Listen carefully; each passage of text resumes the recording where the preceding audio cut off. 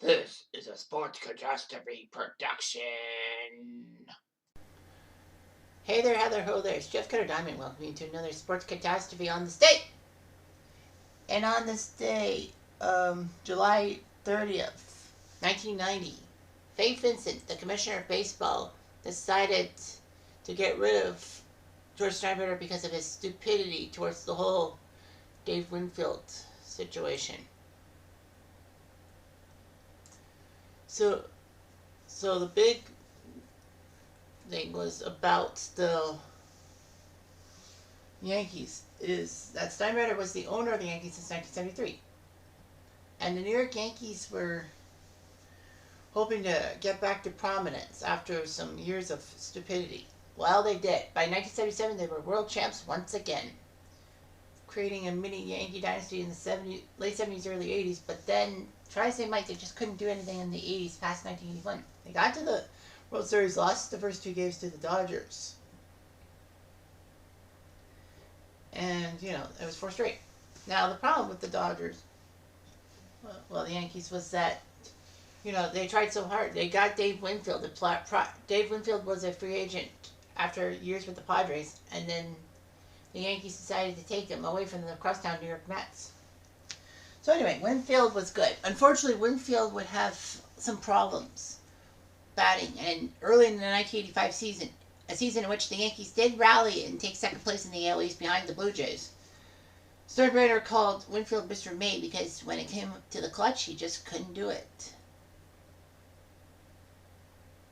So anyway, he had his problems with Dave Winfield. He wasn't producing as much. A lot of the team sucked. I mean, Yogi Berra cut off all ties to the Yankees after being fired as manager early in the 85 season. There was a lot of problem and all that. His problems with Winfield were huge and all that. He didn't like Winfield and all that. He didn't like the contract. He was trying to get out of the contract, trying to ruin Dave Winfield because he didn't want to pay for a guy on a struggling team. Winfield would soon move on to the California Angels in 1990. And then from the Angels was where the Blue Jays picked him up in free agency, and he helped them win the 92 World Series. But that's not what we're here to talk about. We're here to talk about the fact that Steinbrenner decided to pay a friend named Howie Spira $40,000 to dig up dirt on Winfield. All that. Because Winfield had sued the Yankees for failing to contribute money to his foundation, which was a stipulation in his contract.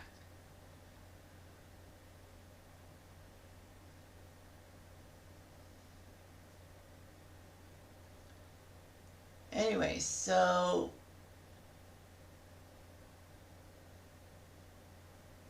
Steinbrenner was caught giving him $40,000 and all that. And Faye Vincent decided not to force Steinbrenner to give up ownership of the Yankees, but just basically banned from day-to-day management. Steinbrenner did admit his wrong. I mean, Vincent proposed a 2-year suspension, but Steinbrenner wanted to make an agreement that had him leave baseball rather than suspension to protect his reputation with the U.S. Olympic Committee. And he wanted his son to take over. But after negotiation, it was Robert Nederlander, one of Steinbrenner's partners in the Yankees organization, that would be the managing general partner, aka the owner. So Nederlander actually resigned in 92, and Joe Malloy's, George Steinbrenner's son-in-law, became the general partner. Steinbrenner would ask to be reinstated.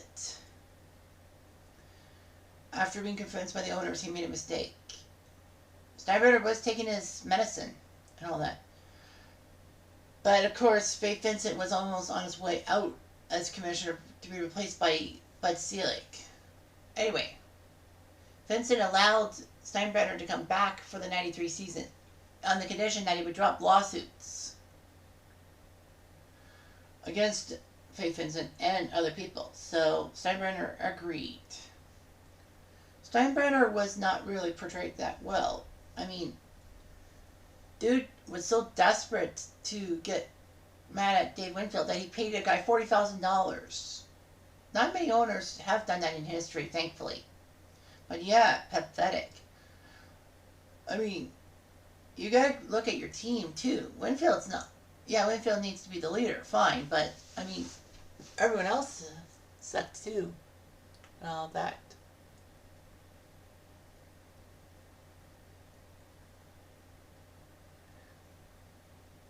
Regardless, he actually hosted Saturday Night Live in October of 1990,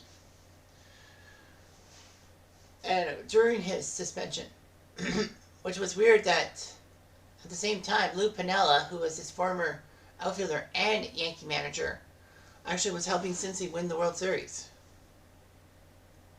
The opening sketch, he dreamed of a Yankees team managed, coached, and played by himself. All that.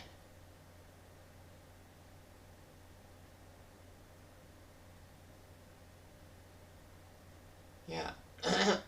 Steinbrenner was actually mentioned in the famous Simpsons episode Homer at the Bat when Don Mattingly was in the game, but Burns hated Mattingly for his sideburns, even though Mattingly shaved them off and all that.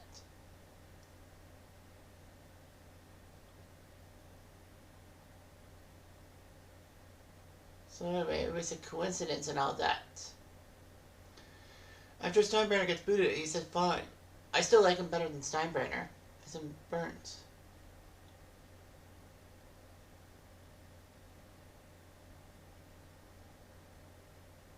He was in The Scout, the Albert Brooks baseball comedy.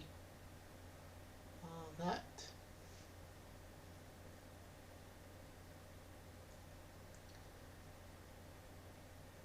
Anyway, Steinbrenner did a lot of things.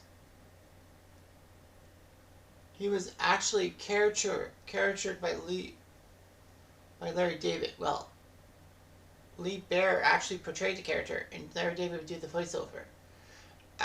Yeah, the fictional Steinbrenner talks non-stops and all that. The funny thing about that George Steinbrenner thing was that when in the episode The Wink, when Steinbrenner mentions all the people he fired, he said Buck Showalter, but then tells George, nope, never mind that. Be quiet about that. And George puts a thumbs up. It was actually a joke.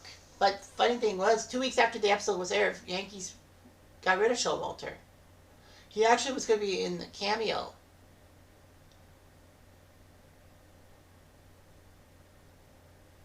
In the invitations and all that. The season 7 finale, but they were added out of time. They were added out.